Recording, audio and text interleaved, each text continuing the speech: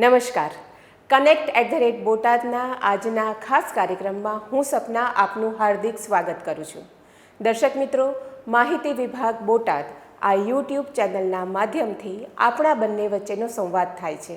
હું લઈને આવું છું સરકારશ્રીની વિવિધ વિકાસલક્ષી યોજનાઓ, કલ્યાણકારી અભિયાનો અને કાર્યક્રમોની માહિતી. સાથોસાથ કમેન્ટ બોક્સમાં તમારા મેસેજ મોકલીને આપ મારી સાથે રૂબરૂ થાઓ છો અને માર્ગદર્શન પણ મેળવો છો અને અમને અવનવા સૂચનો પણ આપો છો. આ જ સિલસિલો આજે બરકરાર કરીશું. આજે આપણે વાત કરવાની છે વિકસિત ભારત 2047ના સ્વપ્નની.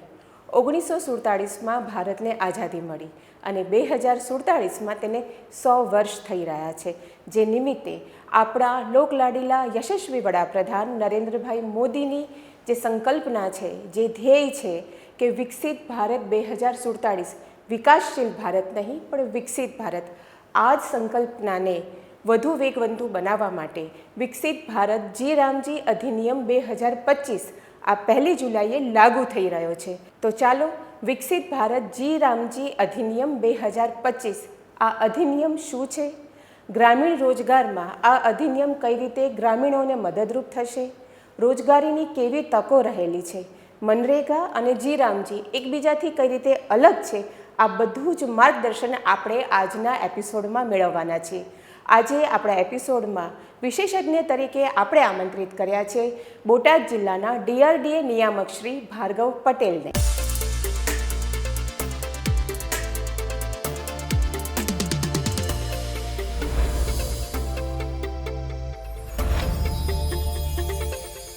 સ્ટુડિયોમાં અત્યારે આપણી સાથે છે DRDA નિયામક શ્રી ભાર્ગવ પટેલ. સર નમસ્કાર, સ્વાગત છે. સૌથી પહેલો પ્રશ્ન કે વિકસિત ભારત જી રામજી અધિનિયમ 2025 એટલે શું અને એનો મુખ્ય ઉદ્દેશ શું છે? જી રામજી એટલે કે વિકસિત ભારત ગેરંટી ફોર રોજગાર અને આજીવિકા મિશન ગ્રામીણ 2025 એ 18 ડિસેમ્બર 2025ના રોજ કેબિનેટમાં મૂકવામાં આવ્યું. 19 ડિસેમ્બરના રોજ એ લોકસભામાંથી પારિત થયું. 20 ડિસેમ્બરના રોજ એને રાજ્યસભામાંથી કાયદાને પારિત કરવામાં આવ્યો અને 21મી ડિસેમ્બરના રોજ આપણા મહામહિમ રાષ્ટ્રપતિએ તેને અનુમતિ આપી અને 22 ડિસેમ્બરે તે ગેઝેટમાં પબ્લિશ થઈ અને કાયદો બન્યો. જે કાયદો 1 જુલાઈ અને 2026ના રોજથી સમગ્ર દેશમાં અમલમાં આવવાનું છે. આ કાયદા જે બનાવવામાં આવ્યો છે તે મનરેગા જે અત્યાર સુધી કાયદો ચાલતો હતો તેને એક રીતે તેને અપગ્રેડ કરવામાં આવ્યો છે. તેમાં ડિજિટલ ટેકનોલોજી છે, પારદર્શિતા છે અને તેની સાથે GIS આ બધી જ ટેકનોલોજીનો ઉપયોગ કરી અને વધારેમાં વધારે લોકોને સાથે રાખી અને વિકસિત ભારત 2047નું જે માનનીય વડાપ્રધાનશ્રીનું જે ઉદ્દેશ્ય છે, જે લક્ષ્ય છે ભારતે વિકસિત બનાવવાનું છે, તેને સાકાર કરવા માટેનું છે. વિકસિત ભારત 2047ના ઉદ્દેશ્ય અને ધ્યેય સાથે આ સમગ્ર આયોજન કરવામાં આવ્યું છે. સર, આ જે અધિનિયમ છે ક્યારથી અમલમાં આવશે અને કયા વિસ્તારોમાં તે લાગુ પડશે? જે 1 જુલાઈ 2026ના રોજથી સમગ્ર દેશમાં જે અમલમાં આવશે. આ કાયદાનો મુખ્ય ધ્યેય જે છે તે તમામ વર્ગના જે ગ્રામીણ વિસ્તારના લોકો છે તેમને સાંકળી અને જે માનનીય વડાપ્રધાનશ્રીની 2047ની વિકસિત ભારતની સંકલ્પના છે તેને સાકાર કરવાનું છે. અચ્છા, તો મનરેગા અને આ જે જી રામજી અધિનિયમ છે, આ બંને વચ્ચેનો ડિફરન્સ શું છે? મનરેગા જે કાયદો અત્યાર સુધી અમલમાં હતો તે કાયદામાં અત્યાર સુધી જે પણ લાભાર્થીઓ હતા કે રોજગારીદારો હતા તેમને 100 દિવસ માટે રોજગાર પૂરો પાડવાનો હતો, જ્યારે આ કાયદા થકી તેમને 125 દિવસ સુધી રોજગારી પૂરી પાડવામાં વધારે એમને રોજગારી પૂરી પાડવામાં આવશે. સાથે સાથે એવું હતું કે જો 100 દિવસની પછી રોજગારીમાં બેરોજગારી જે ભથ્થું આપવાનું હોય તેની કોઈ સંકલ્પના નહોતી. જ્યારે આ કાયદામાં જો કોઈ પણ લાભાર્થી છે તે કામની માગણી કરે છે અને નિયત સમય મર્યાદામાં જો એ કામ આપી શકાતું નથી તો તેમને એક નિયત દરે બેરોજગારી ભથ્થું પણ ચૂકવવાનું રહેતું હોય છે. સાથે સાથે કાયદામાં એક જોગવાઈ કરવામાં આવી છે કે અત્યાર સુધી એવું હતું કે કામની માંગણી કરવામાં આવતી અને લાભાર્થીઓને તે રીતે કામ આપવામાં આવતું. હવે આ કાયદામાં છે તેમાં કામોના પ્રકાર નક્કી કરી દેવામાં આવેલા છે, તેના આધારે અને ગામના સંપૂર્ણ વિકાસ થાય તે રીતના કામોને બીજીપીપી આપણે આગળ જોઈશું તે વિકસિત ગ્રામ પંચાયત પ્લાનમાં એ કામોને નક્કી કરી અને લાંબા ગાળાનું આયોજન કરી અને વિકસિત ભારતની સંકલ્પનાને પૂરો કરવા માટેના કામોને લેવામાં આવશે અને તેને જ આગળ લઈ જવામાં આવશે. એટલે એવું કહી શકાય કે ગ્રામીણ રોજગારી સાથે ગામના સર્વાંગી વિકાસ માટે જી રામજી અધિનિયમ 2025 કાર્યરત થશે. સર પાસેથી આગળ જાણીએ કે જી રામજી અંતર્ગત કોને રોજગારી મળવાપાત્ર છે, સાથે સાથે કયા કયા પ્રકારના કામોને આમાં વણી લેવામાં આવ્યા છે. આ કાયદા હેઠળ ગ્રામીણ વિસ્તારમાં રહેતા 18 વર્ષથી ઉપરના કોઈપણ જે વ્યક્તિ હોય તેને રોજગારી આપવા માટે આ કાયદાનો બનાવવામાં આવ્યો છે.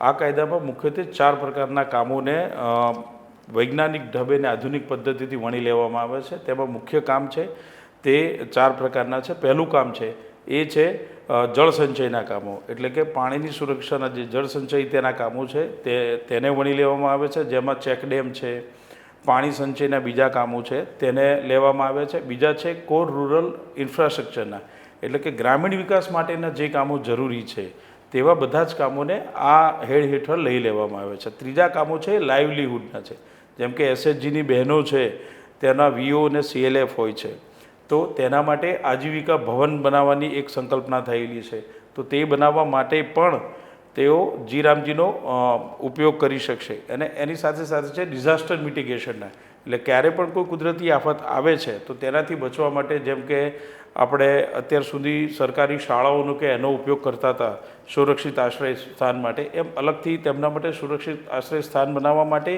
કે નદીના કાંઠે ડેમ નાનકડી દિવાલ બનાવવા માટે પણ તેઓ વિવિધ જી રામજી કાયદામાંથી લાભાર્થીઓને લાભ મળી શકશે અને તેનાથી ગામનું જે વિકાસ છે તે પણ ખૂબ સારી રીતે કરી શકાશે.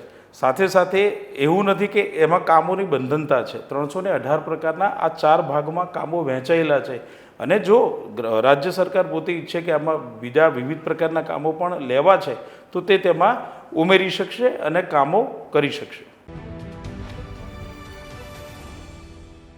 ખૂબ જ વિકાસલક્ષી આયોજન છે આ સમગ્ર.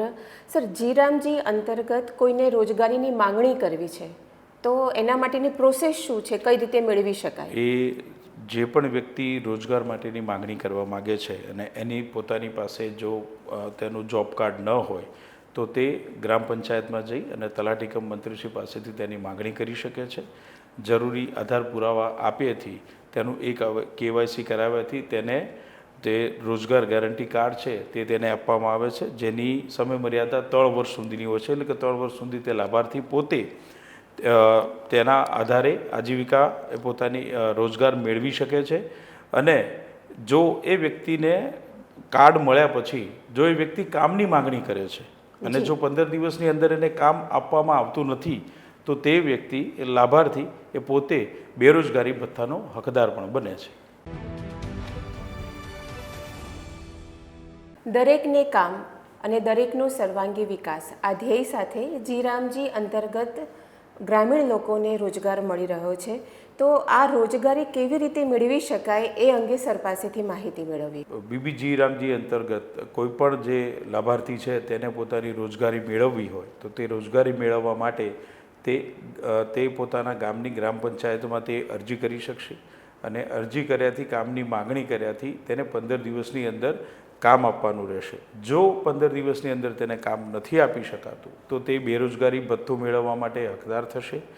વધુમાં હવેથી આ કાયદામાં જે એક બદલાવ કરવામાં આવ્યો છે તેમાં એવું છે કે તેમાં 60 દિવસ માટેનો એક ફ્રી પીરિયડ રાખવામાં આવ્યો છે. અત્યાર સુધી એવું હતું કે ચોમાસાના ઋતુ દરમિયાન પણ કામ કરી શકાતું હતું મનરેગા કાયદા હેઠળ, જ્યારે વિવી જી રામજી હેઠળ 60 દિવસનું સરકાર જાહેર કરે તે દિવસને એક વેકેશન પીરિયડ જેવું ગણવામાં આવશે કે જ્યાં કોઈ પણ કામો કરી શકાશે નહીં, અથવા તો કરી શકાશે તો તે ખેતી સંબંધિત જે કામો હશે નાના એ કરી શકાશે અને તેના આધારે પણ તે રોજગાર મેળવી શકશે.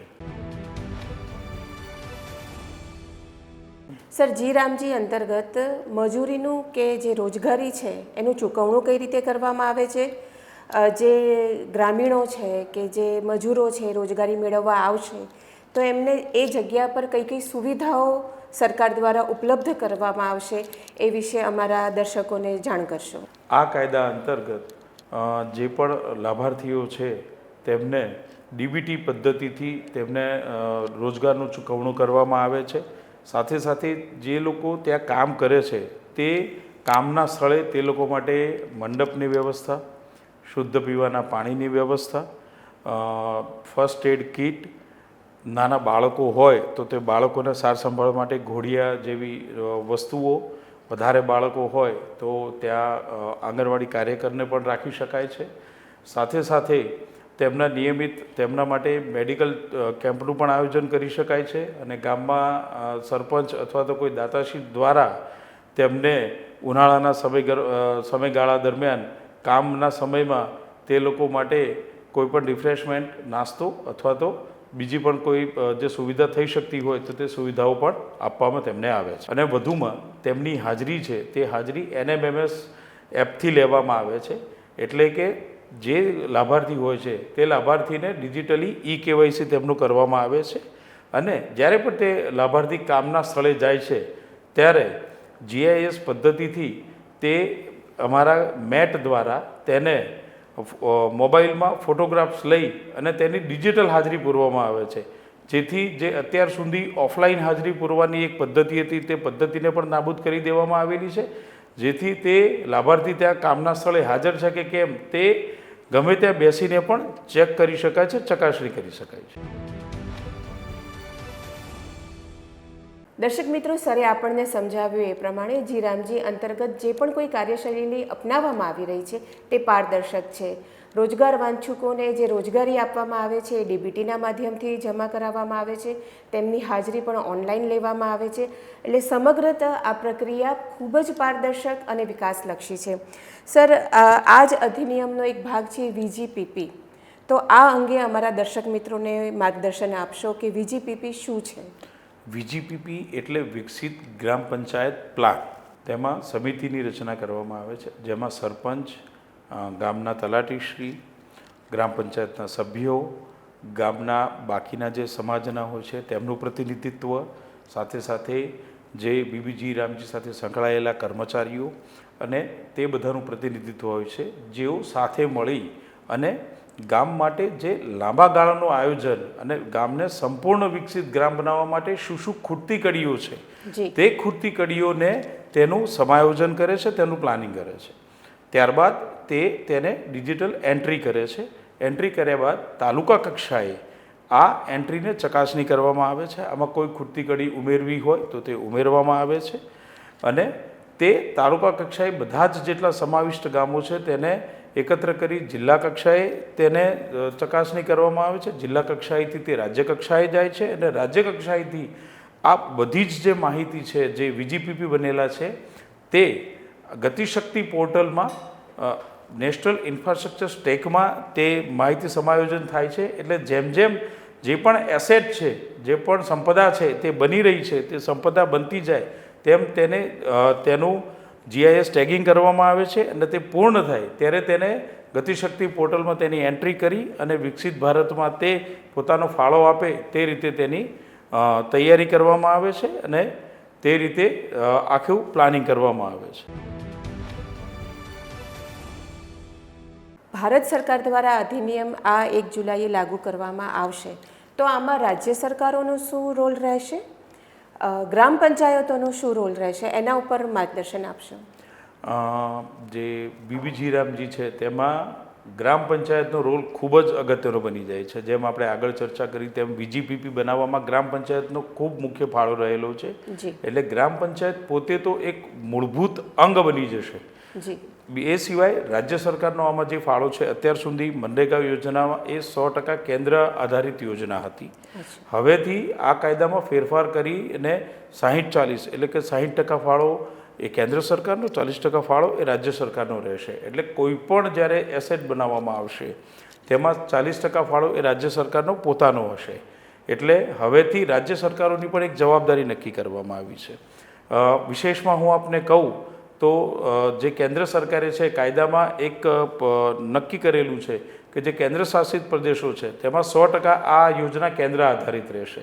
જે પહાડી વિસ્તારોમાં જે રાજ્યો આવેલા છે તેમાં આમાં 90-10નો રેશિયો રહેશે, એટલે કે 90% પૈસા છે અને સહાય છે એ કેન્દ્ર સરકાર પૂરી પાડશે, 10% છે તે રાજ્ય સરકાર પોતે ભોગવશે. અને જે અન્ય રાજ્યો છે આપણા જેમ ગુજરાત રાજ્ય છે તેમાં આ રેશિયો 60-40નો રહેશે, એટલે કે 60% જે સહાય છે તે કેન્દ્ર સરકાર આપશે અને 40% સહાય છે એ રાજ્ય સરકાર પોતે આપશે. સર, આ સમગ્ર આયોજનમાં દિવ્યાંગો માટે કે વંચિતો માટે શું સ્થાન છે? આમાં જે યોજના છે તેમાં દિવ્યાંગો અને જે વંચિતો એટલે કે જેને આપણે પીજીવીટીસ કહીએ છીએ તેમના માટે પણ તેમને પણ સમાવેશ કરી દેવામાં આવેલો છે. પીજીવીટીને પણ આ રોજગાર ગેરંટી કાર્ડ મેળવવાનો અને રોજગાર મેળવવાનો તેમનો હક છે જ અને તેઓ મેળવી પણ રહ્યા છે, પણ આમાં તેને વધારે સરળતાથી અને સુગમતાથી તેઓ પોતાનું મેળવી શકશે કામ. સાથે સાથે દિવ્યાંગો છે તે તેમની દિવ્યાંગતાને અનુલક્ષીને પણ કામ મેળવવા માટે તેઓ હકદાર રહેશે અને તેઓ તે મુજબનું કામ મેળવી શકશે. કાર્યક્રમમાં આગળ સર પાસેથી જાણીએ કે કુદરતી આફતના સમયે જી રામજી અધિનિયમ 2025 અંતર્ગત શું જોગવાઈઓ છે અને કેવા પ્રકારના લાભ મળે છે. સર, જ્યારે કુદરતી આફત આવે છે ત્યારે કઈ રીતની જોગવાઈઓ છે?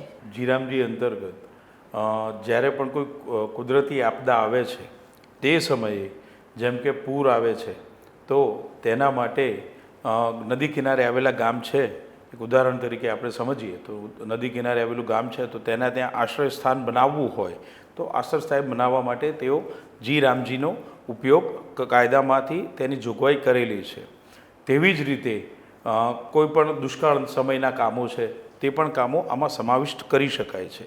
એ એક આખો અલગ જ વિભાગ બનાવી આખો અલગ જ કામનો પ્રકાર તરીકે તેને વણી લેવામાં આવ્યો છે કે જેના લીધે આ કાયદામાં કુદરતી આફત આવતી હોય ત્યારે તે પ્રકારના કામોને લઈ શકાય છે. સર, કુદરતી આફતો તો સમગ્ર વર્ષ દરમિયાન અલગ અલગ આવતી રહે છે. ખાસ કરીને ગુજરાતમાં આપણે વિવિધ વાવાઝોડા અને ભારે વરસાદનો સામનો કરતા હોય છે, તો એને લગતી કામગીરી પણ આમાં સમાવી લેવામાં આવે છે? જી, આ બધા પ્રકારના કામોનો પણ ત્યાં સમાવેશ કરવામાં આવ્યો છે. જેમ કે આપે જણાવ્યું તેમ આપણા ત્યાં ચક્રવાતો અને વાવાઝોડા ખૂબ જ આવતા હોય છે. દરિયા કાંઠાવાળા આપણા આ રાજ્યમાં દરિયાકાંઠાના જે ગામો છે કે પ્રદેશો છે તેમાં આપણે જે લોકો છે તેમના માટે આશ્રય સ્થાનોનું નિર્માણ છે એ જી રામજી અંતર્ગત આપણે કરી શકીએ છીએ. તેવી જ રીતે જ્યાં નદી કાંઠાના ગામો છે જ્યાં પૂરો આવે છે વધારે, તે પૂરોમાં પણ લોકો માટે આપણે આશ્રય સ્થાનોનું નિર્માણ કરાવી શકીએ છીએ. તેમ જ્યાં દુષ્કાળવાળા પ્રદેશો છે જેને આપણે જેમ કે કચ્છના રણ છે કે જ્યાં વરસાદ ઓછો પડે છે તો તેમાં પણ આપણે તે સમય દરમિયાન વિશેષ પરવાનગી મેળવીને કામોને ચાલુ રાખી શકીએ છીએ અને લોકોને નિરંતર રોજગારી મળી રહે અને તથા લોકોનું રક્ષણ કરી શકાય. બંને રીતે આપણે તેને લઈ શકીએ છીએ. એક આ કાયદાનું એક મુખ્ય અને સારું પાસું એ છે જેને કન્વર્જન્સ, એટલે કે બધા જ કામોને એક જગ્યાએ ભેગા કરવાનું છે. એટલે કે જેમ એક ઉદાહરણ તરીકે આપણે લઈએ, હું આપને કહું તો કોઈ ગામમાં લાભાર્થી છે જેને પોતાના માટે એક પશુપાલન કરવા માટે તેને પોતાને એક શેડ બનાવવો છે, તો તે એગ્રીકલ્ચર કૃષિ વિભાગની યોજના અને જી રામજી બંનેનું સમાયોજન કરીને એ તેનો લાભ મેળવી શકે છે. એટલે અત્યાર સુધી એવું હતું કે તેને અલગથી પરવાનગીઓ લેવી પડતી હતી, પરંતુ હવે કેન્દ્ર સરકારના એક સ્પષ્ટ ઉદ્દેશના કારણે આપણે રાજ્યની 18 પ્રકારની યોજનાઓનું જી રામજી સાથે આપણે કન્વર્જન્સ કરવા જઈ રહ્યા છીએ કે જેના કારણે જે પણ લાભાર્થી છે તેને વિવિધ પ્રકારની યોજનાઓ તેને એક જ છત તળે તેને મળી જશે અને તે સારી રીતે ગામ અને ગામના લોકો બંને તેનો સારી રીતે લાભ લઈ શકશે. એટલે સર્વાંગી સાથે સમાનવેશી વિકાસની આખી સમગ્ર જે ભાવના છે ચરિતાર્થ થશે. જી સર, આગળ એ જાણવું હતું કે ગ્રામજનોને આ નવી યોજનાનો વધુમાં વધુ લાભ મળી રહે એના માટે શું કરવું જોઈએ, ને બીજું કે એવી માન્યતા પણ ગામડાઓમાં અત્યારે ચાલી રહી છે કે મનરેગા જતું રહ્યું ને અધિનિયમ આજે જી રામજી આવી ગયો તો અમને હવે શું થશે, તો એના ઉપર દર્શક મિત્રોને માર્ગદર્શન આપશો? બીબીજી રામજી કાયદાનો જે ઉદ્દેશ છે તે લોકોને નિયમિત રોજગારી સાથે સાથે તેની આજીવિકા મજબૂત કરવાનો છે.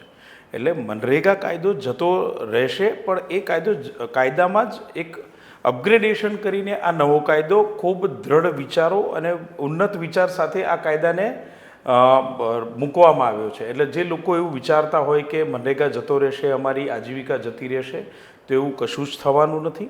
બધા જ લોકોને સતત અને નિયમિત તેમને મળવાની જ છે આજીવિકા. એમાં કોઈ પણ જાતનો બ્રેક આવવાનો નથી.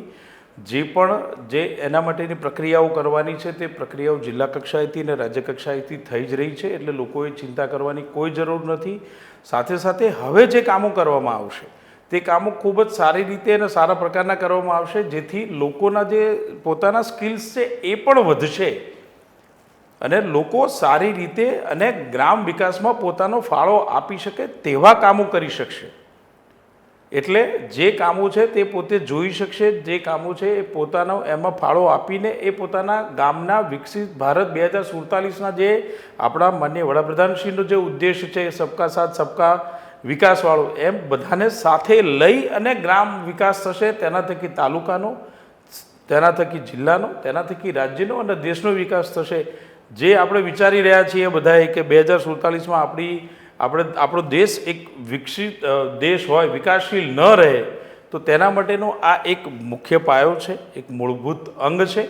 અને તેમાં બધાએ સાથે રહી, આપણે બધાએ સાથે રહી અને તેમાં આપણે આગળ વધવાનું છે. એટલે કોઈ પણ લાભાર્થી અથવા કોઈએ વ્યક્તિએ તેમાં ચિંતા કરવાની નાહકની જરૂર નથી.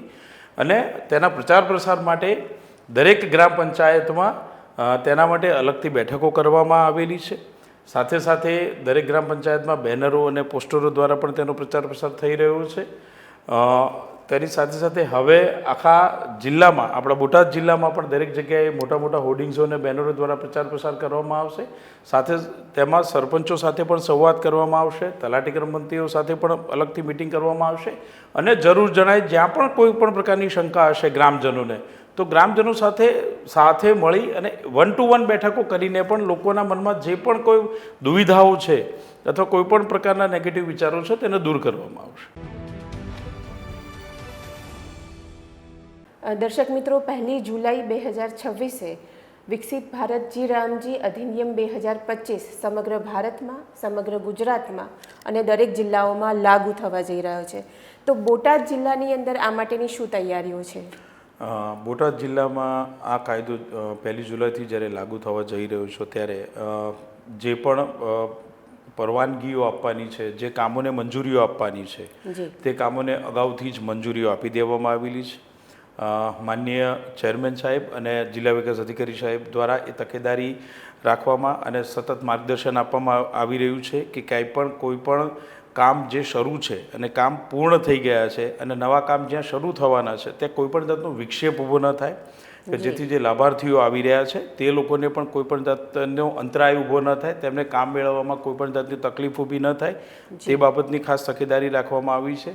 સાથે સાથે અગાઉ ચર્ચા કરી તેમ દરેક સરપંચો સાથે અને તલાટીઓ સાથે પણ મિટિંગ કરવામાં આવશે. કોઈપણ જાતની ટેકનિકલ અમને ગ્લીચ આવે છે અથવા તો તકલીફ પડે છે તો એ બાબતે રાજ્ય કક્ષાએથી અમને સતત માર્ગદર્શન આપવામાં આવી રહ્યું છે. કોઈપણ જાતની અમારા જે માનવબળ છે, અમારું જે અમારા કર્મચારીઓ છે, તેને પણ અમે અત્યારે સતત પ્રોત્સાહિત કરીને આ કાયદામાં ક્યાંય પણ કોઈપણ જાતની કોઈ સહેજ પણ અંતરાય ઊભો ન થાય અને કોઈપણ કામ બાબતે વિક્ષેપ ઊભો ન થાય તેના બાબતે સતત ચોકસાઈથી તકેદારી રાખીને જેટલા પણ કામો 1 તારીખથી શરૂ કરવાના છે, કાયદો નવો છે એટલે થોડા ઘણા વિક્ષેપો આવશે પણ તેને પણ નિવારવા માટેના તકેદારીના પગલાં અગાઉથી લઈ લેવામાં આવેલા છે.